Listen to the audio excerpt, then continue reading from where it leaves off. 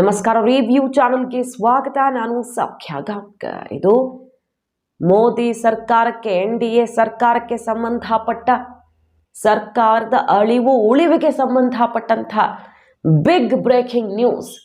ಇದು ಇಡೀ ರಾಷ್ಟ್ರಕ್ಕೆ ಸಂಬಂಧಪಟ್ಟ ದೊಡ್ಡ ಸುದ್ದಿ. ಇಂಟೆಲಿಜೆನ್ಸ್ ರಿಪೋರ್ಟ್ ಈಗ ಆಘಾತಕಾರಿ ವಿಚಾರವೊಂದನ್ನು ಹೊರಗಡೆ ಇಡ್ತಾ ಇದೆ. ವಿದೇಶಿ ಮೂಲದಿಂದನೂ ಶಾಕಿಂಗ್ ಮಾಹಿತಿ ಈಗ ಬ್ಲಾಸ್ಟ್ ಆಗಿದೆ. ಏನದು ಹಾಗಾದ್ರೆ? ವಕ್ಫ್ ಆಸ್ತಿಗಳಿಗೆ ಸಂಬಂಧಪಟ್ಟಂತೆ ದೊಡ್ಡ ಬದಲಾವಣೆ ಮಾಡುವುದಕ್ಕೆ ಮೋದಿ ಸರ್ಕಾರ ಕೈಗೆತ್ತಿಕೊಂಡಿರುವ ಬೆನ್ನಲ್ಲೇ ಈ ಸುದ್ದಿ ಈಗ ಸಿಡಿದಿರೋದು.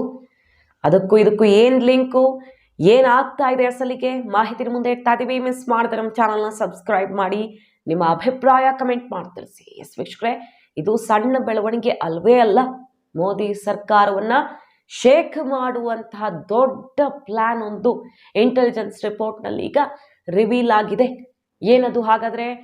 ವಕ್ಫ್ ತಿದ್ದುಪಡಿ ಮತ್ತು ಇನ್ನಿತರ ಸೀಕ್ರೆಟ್ ಮೀಟಿಂಗ್ಗಳ ವಿಚಾರ ಒನ್ ಬೈ ಒನ್ ನೋಡ್ತಾ ಹೋಗೋಣ. ಮೊದಲನೇದಾಗಿ NDA ಭಾಗವಾಗಿರುವ, ಆಧಾರವಾಗಿರುವ ಮತ್ತು ಮೋದಿ ಯಾರನ್ನ ನಂಬಿದ್ದಾರೋ ಅಂತಹ ಪಕ್ಷವೊಂದು ಕೈ ಕೊಡಲಿದೆಯಾ?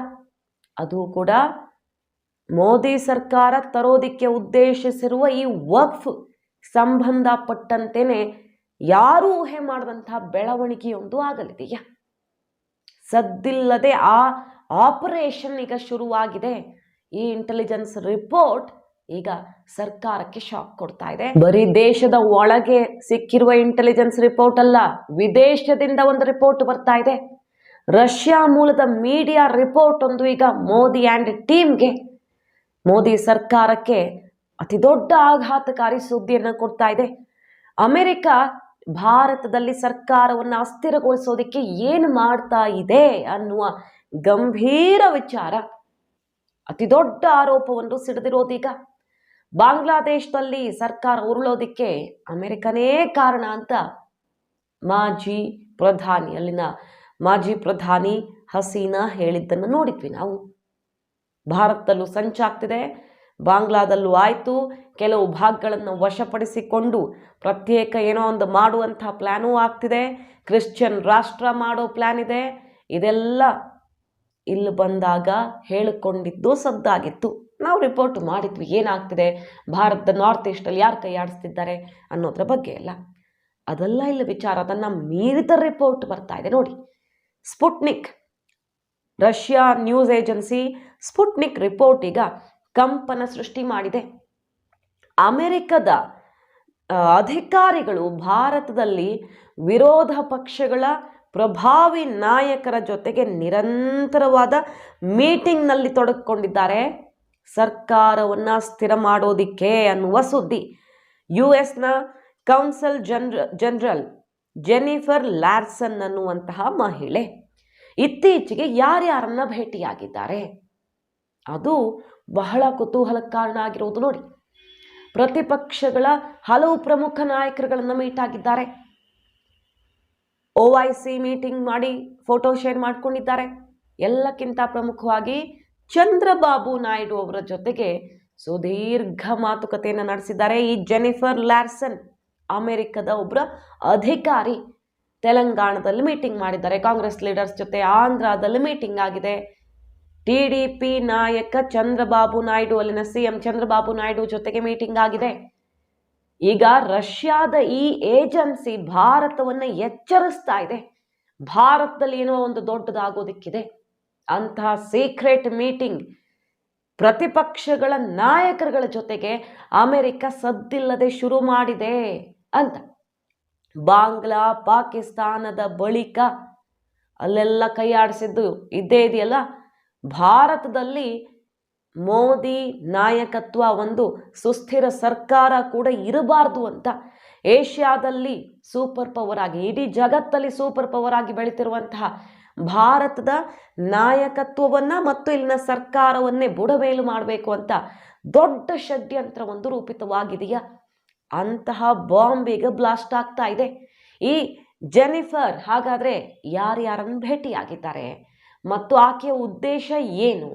ಬರೀ ಪಾಲಿಟಿಷಿಯನ್ಸ್ನ ಅಲ್ಲ, ಬರೀ ಪ್ರತಿಪಕ್ಷ ನಾಯಕರುಗಳನ್ನಷ್ಟೇ ಅಲ್ಲ, ಈ ಸರ್ಕಾರದ ಮೋದಿ ಸರ್ಕಾರದ ಭಾಗವಾಗಿರುವ ಮತ್ತು ತುಂಬಾ ದೊಡ್ಡ ರೋಲ್ ಪ್ಲೇ ಮಾಡ್ತಿರುವಂಥ ಸೋಷಿಯಲ್ ಮೀಡಿಯಾ ಇನ್ಫ್ಲೂಯೆನ್ಸರ್ಗಳು, ಯೂಟ್ಯೂಬರ್ಸ್, ಸಿಕ್ಕಾಪಟ್ಟೆ ಫಾಲೋವರ್ಸ್ ಇರುವಂತಹ ಕೆಲವು ಚಾನಲ್ಗಳನ್ನು ಅಂದರೆ ಸೋಷಿಯಲ್ ಮೀಡಿಯಾಗಳನ್ನು ಅಪ್ರೋಚ್ ಮಾಡ್ತಾ ಇದ್ದಾರೆ, ಮೀಟಿಂಗ್ಗಳನ್ನು ಮಾಡಿದ್ದಾರೆ. ಅವ್ರ ಜೊತೆ ಬೇರೆ ಬೇರೆ ಪಕ್ಷಗಳ ಜೊತೆ ಮೀಟಿಂಗ್ ಆಗಿದೆ.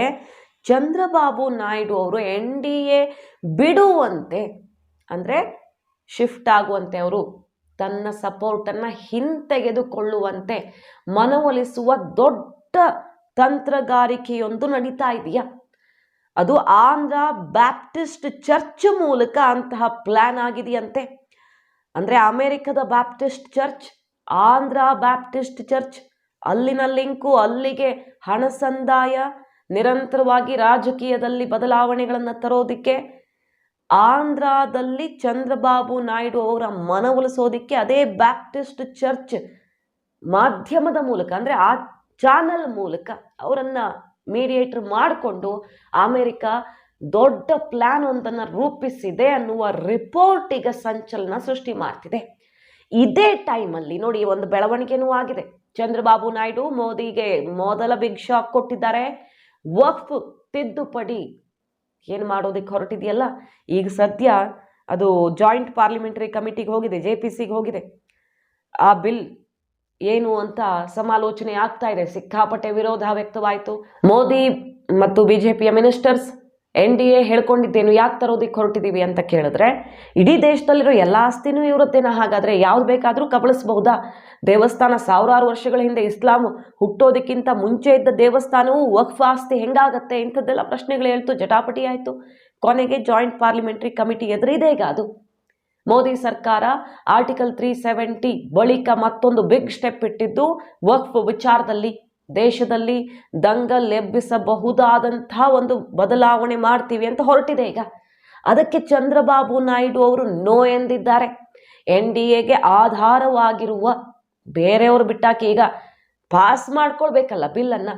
ಜಾಯಿಂಟ್ ಪಾರ್ಲಿಮೆಂಟರಿ ಕಮಿಟಿ ಅಲ್ಲೆಲ್ಲ ಕ್ಲಿಯರ್ ಆಗಿ ಬಂದರೆ ಬಿಲ್ ಪಾಸ್ ಮಾಡ್ಕೊಳ್ಳೋದಿಕ್ಕೆ ಚಂದ್ರಬಾಬು ನಾಯ್ಡು ಅವ್ರು ರೆಡಿ ಇಲ್ಲ. ಸೊ ಲೋಕಸಭೆಯಲ್ಲಿಯೇ ಬಿದ್ದೋಗತ್ತೆ ಚಂದ್ರಬಾಬು ನಾಯ್ಡು ಒಪ್ಪಿಲ್ಲ ಅಂದರೆ. ಅಲ್ಲಿ ಮೊದಲ ಆಘಾತವನ್ನು ಕೊಟ್ಟಿದ್ದಾರೆ. ಇದೇ ಹೊತ್ತಲ್ಲಿ ರಿಪೋರ್ಟ್ ಔಟ್ ಆಗಿದೆ. ಇಷ್ಟಕ್ಕೆ ಅಲ್ಲ, ಈ ವಕ್ಫ್ ಬೋರ್ಡ್ ಬಿಲ್ ಸುತ್ತಲೇ ದೊಡ್ಡ ಹೈಡ್ರಾಮಾವೊಂದನ್ನು ಸೃಷ್ಟಿಸುವ ಪ್ಲ್ಯಾನ್ ಆಗಿದೆಯಂತೆ. ಇದು ರಿಪೋರ್ಟ್ಸ್ ನೋಡ್ಬೇಕು ಏನಾಗತ್ತೆ. ಈ ಇಂಟೆಲಿಜೆನ್ಸ್ ರಿಪೋರ್ಟ್ ಈಗ ಸರ್ಕಾರಕ್ಕೆ ಸಿಕ್ಕಿದೆ. ಮೋದಿ ಆ್ಯಂಡ್ ಟೀಮ್ ಇದನ್ನು ಬಹಳ ಸೀರಿಯಸ್ ಆಗಿ ತಗೊಂಡಿದೆ. ಏನು ಮಾಡ್ತಾರೆ ಮುಂದೆ ಅಂತ. ಈ ವಕ್ಫ್ ವಿಚಾರದಲ್ಲಿಯೇ ವಿಶ್ವಾಸವನ್ನು ಹಿಂತೆಗೆದುಕೊಳ್ಳುವಂಥ ಅಂದರೆ ನೋ ಕಾನ್ಫಿಡೆನ್ಸ್ ಮೋಷನ್ ಮೂವ್ ಮಾಡುವಂಥ ಪ್ಲ್ಯಾನ್ ಕೂಡ ಆಗ್ತಿದೆಯಂತೆ. NDA ಸರ್ಕಾರ ಅಲ್ಲೇ ಬಹುಮತ ಕಳೆದುಕೊಂಡು ಬಿದ್ದು ಹೋಗಬೇಕು ಆಗತ್ತಲ್ಲ. ಯಾವುದಾದ್ರೂ ತೀವ್ರ ಸ್ವರೂಪ ವಿರೋಧ ಇದೆ ಅಂದಾಗ ಈ ಸರ್ಕಾರಕ್ಕೆ ನಮ್ಮ ಬೆಂಬಲ ಇಲ್ಲ ಅನ್ನೋ ರೀತಿಯಲ್ಲಿ ಆದಾಗ ಸರ್ಕಾರಕ್ಕೆ ಬಲ ಇದೆಯಾ ಅಂತ ಕಾನ್ಫಿಡೆನ್ಸ್ ಮೋಷನ್ ಮೂಲಕ ಟೆಸ್ಟ್ ಮಾಡ್ತಾರೆ. ಅದನ್ನು ಮಾಡೋದಕ್ಕೆ ಈ ವಕ್ಫ್ ತಿದ್ದುಪಡಿಯ ಮೂಲಕವೇ ಅಸ್ತ್ರ ಪ್ರಯೋಗದ ಪ್ಲ್ಯಾನ್ ಆಗ್ತಿದೆ ಅನ್ನುವ ಸುದ್ದಿಯೂ ಕೂಡ ಸದ್ದು ಮಾಡ್ತಿದೆ. ಸೊ ತುಂಬ ದೂರ ಅಲ್ಲ, ಸದ್ಯದಲ್ಲಿಯೇ ಮೋದಿ ಸರ್ಕಾರಕ್ಕೆ ಬಾಂಬ್ ಬಿಡಬೇಕು, ಶೇಕ್ ಮಾಡಬೇಕು ಅನ್ನುವಂಥ ಬಿಗ್ ಪ್ಲ್ಯಾನ್ ಒಂದು ರೆಡಿ ಆಗ್ತಾ ಇದೆ. ಮತ್ತು ಅಮೆರಿಕದಿಂದ ಆಗ್ತಿದೆ ಅದು ಅಸ್ಥಿರಗೊಳಿಸೋದಕ್ಕೆ ಸರ್ಕಾರವನ್ನು ಅನ್ನುವಂತಹ ಸ್ಫೋಟಕ ಸುದ್ದಿಯೊಂದು ಹೊರಗಡೆ ಬಂದಿದೆ. ಚಂದ್ರಬಾಬು ನಾಯ್ಡು ಅವರ ಮುಂದಿನ ನಡೆ ಏನು ಹಾಗಾದರೆ? ಈಗ ಸದ್ಯಕ್ಕಂತೂ ಈ ಬಜೆಟ್ನಲ್ಲಿ ಒಂದಿಷ್ಟು ಅಸಮಾಧಾನಗಳಾದವು. ಆದರೂ ಆಂಧ್ರಗೆ ಕೊಡುಗೆಗಳನ್ನು ಕೊಟ್ಟರು. ಸ್ಪೆಷಲ್ ಕ್ಯಾಟಗರಿ ಸ್ಟೇಟಸ್ ಅಂತೂ ಇಲ್ಲವೇ ಇಲ್ಲ ಅಂತ ಕಡ್ಡಿ ತುಂಡು ಮಾಡ್ದಂಗೆ ಕೇಂದ್ರ ಸರ್ಕಾರ ಹೇಳ್ತು. ಸರಿ, ಆಧಾರ ಹೌದು, ಆದರೆ ಎಲ್ಲವನ್ನೂ ಆಂಧ್ರಕ್ಕೆ ತಂದು ಸುರಿಯೋದಕ್ಕಂತೂ ಆಗಲ್ಲ. ಚಂದ್ರಬಾಬು ನಾಯ್ಡು ಅವರು ಮುಂದಿನ ಲೆಕ್ಕಾಚಾರಗಳನ್ನು ಏನು ಹಾಕ್ಕೊಳ್ತಿದ್ದಾರೆ ಹಾಗಾದರೆ? ಬ್ಯಾಪ್ಟಿಸ್ಟ್ ಚರ್ಚ್ ಬಗ್ಗೆ ಹೇಳ್ತಾ ಇದೆ, ಅಲ್ಲಿಂದಲೇ ಆಪರೇಷನ್ ಆಗ್ತಾ ಇದೆ ಅಂತ. ಸೊ ಎಲ್ಲ ಟೈಮಿಂಗ್ ನೋಡ್ತಾ ಇದ್ರೆ ಪ್ರತಿಪಕ್ಷ ನಾಯಕರುಗಳ ಜೊತೆಗಿನ ಅಮೆರಿಕದ ಜೆನಿಫರ್ ಮೀಟಿಂಗ್ಗಳು, ನಿರಂತರ ಮೀಟಿಂಗ್ಗಳು, ಸೋಷಿಯಲ್ ಮೀಡಿಯಾಗಳ ಜೊತೆಗೆ ಮೀಟಿಂಗ್ಗಳು, ಇಲ್ಲಿ ಚಂದ್ರಬಾಬು ನಾಯ್ಡು ಅವರ ಜೊತೆಗೆ ಮೀಟಿಂಗ್ ಆಗಿರೋದು, ಮತ್ತು ಅವರು ವಕ್ಫ್ ತಿದ್ದುಪಡಿಗೆ ತೀವ್ರ ವಿರೋಧವನ್ನ ವ್ಯಕ್ತಪಡಿಸಿರೋದು. ಮುಂದೇನಾಗತ್ತೆ ಹಾಗಾದ್ರೆ? ಬಾಂಗ್ಲಾದಲ್ಲಿ ಆಗಿದ್ದನ್ನ ಇಲ್ಲೂ ಮಾಡ್ತೀವಿ ಅಂತ ನಿನ್ನೆ ಅಷ್ಟೇ ಕಾಂಗ್ರೆಸ್ ಒಬ್ಬ ಲೀಡರ್ ಹೇಳಿದ್ದು ಸದ್ದಾಯ್ತು. ಕರ್ನಾಟಕದಲ್ಲಿ ಬೆಳ್ತಂಗಡಿಯ ಕಾಂಗ್ರೆಸ್ ಲೀಡರ್ ಒಬ್ರು ಹೇಳ್ತಾರೆ, ಪ್ರಧಾನಿ ಮನೆಗೆ ಹೋಗೋ ಸಿಕ್ಕಿದ್ದನ್ನ ಎತ್ಕೊಂಡು ಹೋಗೋ ಟೈಮ್ ದೂರ ಇಲ್ಲ ಅಂತ ಎಚ್ಚರಿಸಿದ್ದು. ರಾಜಕೀಯ ಸೈದ್ಧಾಂತಿಕ ವಿರೋಧ ಎಲ್ಲ ಏನೂ ಇರಲಿ, ಬಾಂಗ್ಲಾದೇಶದಲ್ಲಾದಂಗೆ ನಮ್ಮ ದೇಶದಲ್ಲೂ ಆಗಲಿ ಅಂತ ಬಯಸ್ತಾ ಇರೋ ಮನಸ್ಥಿತಿ ಎಂಥದ್ದು ಅನ್ನೋದ್ರ ಬಗ್ಗೆನೇ ಚರ್ಚೆಗಳು ಶುರುವಾಗಿವೆಯಲ್ಲ. ಬರೀ ಇಲ್ಲಿನ ಯಾರೋ ಲೀಡರ್ ಒಬ್ರು ಹೇಳಿದ್ರು ಇಬ್ರು ಹೇಳಿದ್ರು ಅಲ್ಲ, ಕಾಂಗ್ರೆಸ್ನ ಒಬ್ಬ ಸೀನಿಯರ್ ಲೀಡರ್ ಮಾಜಿ ಮಿನಿಸ್ಟರ್ ಸಲ್ಮಾನ್ ಖುರ್ಷಿದ್ ಕೂಡ ಬಾಂಗ್ಲಾದಲ್ಲಾಗಿದ್ದು ಇಲ್ಲೂ ಆಗಬಹುದು ಅನ್ನುವ ಎಚ್ಚರಿಕೆಯ ಸಂದೇಶವನ್ನು ಕೊಟ್ಟಿದ್ದು ನೋಡಿದ್ವಿ ನಾವು. ಕಾಂಗ್ರೆಸ್ನ ದೊಡ್ಡ ದೊಡ್ಡ ನಾಯಕರು ಕೂತಿದ್ದ ವೇದಿಕೆಯಲ್ಲಿಯೇ ಅಂತಹ ಮಾತುಗಳನ್ನಾಡಿದ್ದು. ಸೊ ಇದೆಲ್ಲದಕ್ಕೂ ಒಂದಕ್ಕೊಂದು ಲಿಂಕ್ ಇದೆಯಾ ಅಥವಾ ಆಕ್ರೋಶದಲ್ಲಿ ಬರ್ತಿರೋ ಮಾತುಗಳ ಬಹಳ ಪ್ಲ್ಯಾಂಡ್ ಆಗಿ ಪ್ರತಿಪಕ್ಷಗಳ ಜೊತೆ ಯಾವ್ಯಾವ ಪ್ರತಿಪಕ್ಷಗಳು ಅನ್ನೋದು ಗೊತ್ತಿಲ್ಲ. ಒಟ್ಟಿನಲ್ಲಿ ಕಾಂಗ್ರೆಸ್ ನಾಯಕರನ್ನು ಮೀಟ್ ಮಾಡಿದ್ದಾರೆ ಆ ಜೆನಿಫರ್ ಮತ್ತಿತರ ಅಧಿಕಾರಿಗಳ ಉದ್ದೇಶ ಇದೆ ಅಂತ ಕೆಲವು ರಿಪೋರ್ಟ್ಸ್ಗಳು ಸದ್ದು ಮಾಡ್ತಿರೋದು. ಇದೆಲ್ಲ ಅಧಿಕೃತವಾಗಿ ಸರ್ಕಾರ ಏನು ಅನೌನ್ಸ್ಮೆಂಟ್ ಮಾಡಿಲ್ಲ, ಪತ್ರಿಕಾ ಪ್ರಕಟಣೆ ಮಾಡಿಲ್ಲ. ಬಟ್ ಇಂಟೆಲಿಜೆನ್ಸ್ ರಿಪೋರ್ಟ್ಸ್ ಇದು. ಸರ್ಕಾರ ಶೇಕ್ ಮಾಡೋದಕ್ಕೆ ತುಂಬಾ ದೂರ ಅಲ್ಲ, ಹತ್ತಿರದಲ್ಲೇ ಪ್ಲಾನ್ ಆಗಿದೆ ಅಂತ, ವಿಶ್ವಾಸ ಕಳೆದುಕೊಂಡಿದ್ದಾರೆ ಮೋದಿ ಅಂತ ಸಾಬೀತು ಮಾಡುವ ಪ್ಲಾನ್ ಆಗಿದೆ ಅಂತ. ಸೊ ಈ ರಿಪೋರ್ಟ್ ಈಗ ಭಾರತದ ಇಂಟೆಲಿಜೆನ್ಸ್ ಆಫೀಸರ್ಸ್ ಕೂಡ ಈ ಮೀಟಿಂಗ್ಗಳ ಬಗ್ಗೆ ಬಹಳ ಎಚ್ಚರಿಕೆ ವಹಿಸುವಂತೆ ರಿಪೋರ್ಟ್ ಅನ್ನ ಸರ್ಕಾರಕ್ಕೆ ಕೊಟ್ಟಿದ್ದಾರೆ. ಇದು ಬಹಳ ಆಘಾತಕಾರಿ ಬೆಳವಣಿಗೆ. ಆಂಧ್ರ, ತೆಲಂಗಾಣ ಇನ್ನಿತರ ರಾಜ್ಯಗಳ ಜೊತೆ ಅದು ಹೆಂಗೆ ಡೈರೆಕ್ಟ್ ಆಗಿ ಅಮೆರಿಕ ಅಧಿಕಾರಿಗಳು ಕಾಂಟ್ಯಾಕ್ಟ್ ಅಲ್ಲಿದ್ದಾರೆ, ಏನು ನಡೆಸ್ತಿದ್ದಾರೆ, ಯಾವ ವಾಣಿಜ್ಯ ವ್ಯಾಪಾರ ಚಟುವಟಿಕೆ ಏನದು, ಹಾಗಾದ್ರೆ ಏನು ಸಂಬಂಧ ಅನ್ನೋದ್ರ ಬಗ್ಗೆ ಕನ್ಸರ್ನ್ ಈಗ ಬಹಳ ಆಘಾತಕಾರಿಯಾಗಿ ಚರ್ಚೆಗೆ ಕಾರಣ ಆಗಿರೋದು. ಮಾಹಿತಿ ನಿಮ್ಗೆ ಇಷ್ಟ ಆಗಿದ್ರೆ ಮಿಸ್ ಮಾಡಿದ್ರೆ ನಮ್ಮ ಚಾನಲ್ನ ಸಬ್ಸ್ಕ್ರೈಬ್ ಮಾಡಿ, ನಿಮ್ಮ ಅಭಿಪ್ರಾಯ ಕಮೆಂಟ್ ಮಾಡಿ ತಿಳಿಸಿ. Thank you.